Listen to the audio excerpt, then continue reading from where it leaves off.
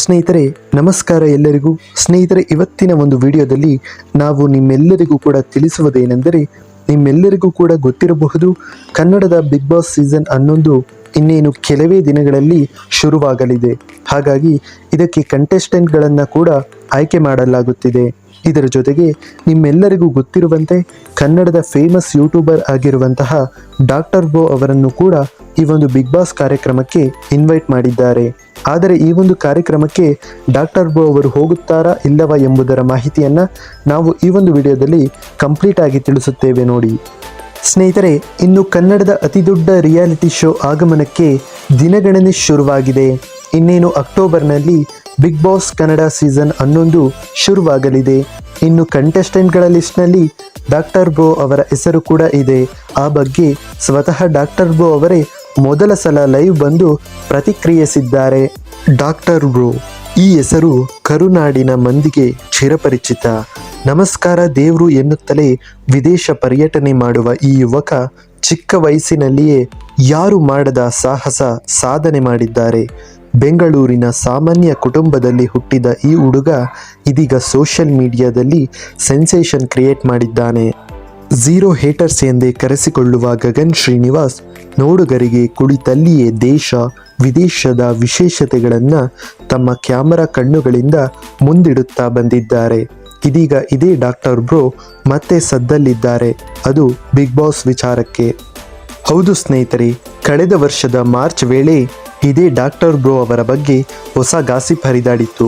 Weekend with Ramesh ಶೋಗೆ doctor bro ಅವರನ್ನು ಕರೆಸಿ ಎಂದು ಸೋಷಿಯಲ್ ಮೀಡಿಯಾದಲ್ಲಿ ಟ್ರೆಂಡ್ ಮಾಡಲಾಗಿತ್ತು. ಆ ಟ್ರೆಂಡ್ಗೆ ಸ್ವತಃ ಝೀ ಕನ್ನಡದ ಗಮನಕ್ಕೂ ಕೂಡ ಬಂದಿತ್ತು.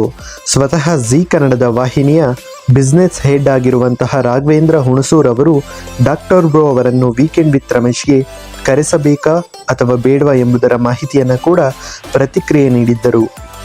ನಿಮ್ಮ ಮನೆಯಲ್ಲಿ ನಿಮ್ಮ ತಾಯಿ ಅಜ್ಜಿಗೆ ಡಾಕ್ಟರ್ ಬ್ರೋ ಗೊತ್ತಾ? ದೂರದರ್ಶನ ಎಂಬುದು ಒಂದು ಬೇರೆಯದ್ದೇ ಲೋಕ. ಟ್ರೆಂಡಿಂಗ್ ಟ್ರೋಲಿಂಗ್ ಎಂಬುದು ಸಣ್ಣ ಪ್ರಪಂಚ. ಗ್ರಾಮೀಣ ಭಾಗದಲ್ಲಿ ಟಿವಿ ದೊಡ್ಡ ಸಾಗರ. ಅದಕ್ಕೂ ಇದಕ್ಕೂ ಹೋಲಿಕೆ ಅಸಾಧ್ಯ. ಆದರೆ ನಾವಿದನ್ನು ಕನ್ಸಿಡರ್ ಮಾಡಿಲ್ಲ ಅಂತ ಅಲ್ಲ, ಮುಂದಿನ ದಿನಗಳಲ್ಲಿ ಇದು ಸಾಧ್ಯವಾದರೂ ಆಗಬಹುದು ಎಂದು ಹೇಳಿದರು ಝೀ ಕನ್ನಡದ ಹೆಡ್ ರಾಘವೇಂದ್ರ ಹುಣಸೂರ್.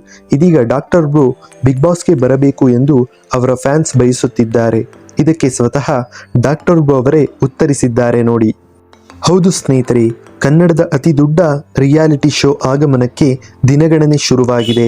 ಇನ್ನೇನು ಅಕ್ಟೋಬರ್ನಲ್ಲಿ ಬಿಗ್ ಬಾಸ್ ಕನ್ನಡ ಸೀಸನ್ 11 ಶುರುವಾಗಲಿದೆ. ಸೀಸನ್ 11ರ ಪ್ರೋಮೋ ಶೂಟಿಂಗ್ ಸಹ ಮುಗಿದಿದೆ ಎಂದು ಹೇಳಲಾಗುತ್ತಿದೆ.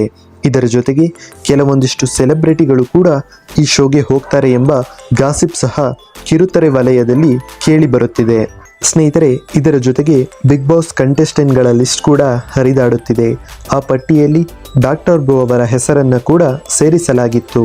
ಹಾಗೆ ಸದ್ದು ಮಾಡುತ್ತಿರುವಂತಹ ವದಂತಿ ಬಗ್ಗೆ ಡಾಕ್ಟರ್ ಬ್ರೋ ಮೊದಲ ಸಲ ಲೈವ್ಗೆ ಬಂದು ತಮ್ಮ ದೇವರುಗಳ ಜೊತೆಗೆ ಒಂದಷ್ಟು ಹೊತ್ತು ಸಮಯ ಕಳೆದಿದ್ದಾರೆ.